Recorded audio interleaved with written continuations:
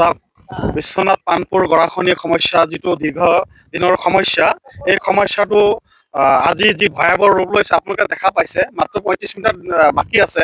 গতিকে আমি অসম চৰকাৰৰ লগতে বিভাগীয় কৰ্তৃপক্ষক আমি এই অঞ্চলৰ ৰাইজৰ তৰফৰ পৰা অনুৰোধ জনাইছোঁ যে যিহেতু ইয়াতে হাইলাইন এক্সপ্ৰেছ আছে মাথাউৰিৰ ওপৰত, এইটো প্ৰতিৰোধ কৰিবৰ কাৰণে, এইটো সুৰক্ষা দিবৰ কাৰণে, মাথাউৰিটো সুৰক্ষা দিবৰ কাৰণে আমি অনুৰোধ জনাইছোঁ। ৩৫ মিটাৰ যিহেতু আছে, আৰু লগতে যদি গৰাখহনীয়া মানে ভয়াৱহ ৰূপ লয়, মাথাউৰিটো ছিঙি যায়, বিশ্বনাথ সমষ্টিৰ লগতে নদুৱাৰ সমষ্টিৰ প্ৰায় ১-১.৫ লক্ষ মানুহ বানপানীত ক্ষতিগ্ৰস্ত হ'ব। গতিকে তাৰ কাৰণে আমি অতি শীঘ্ৰেই মাননীয় বিভাগীয় মন্ত্ৰীৰ লগতে বিভাগীয় কৰ্তৃপক্ষক অনুৰোধ জনাইছোঁ যে অতি শীঘ্ৰে সমস্যাটো সমাধান কৰিবৰ কাৰণে।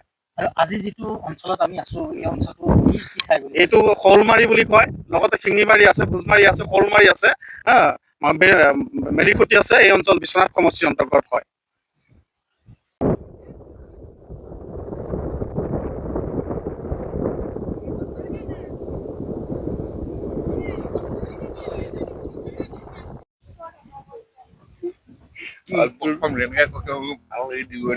পিছফালৰ মানুহজনক মাতি দিয়কচোন।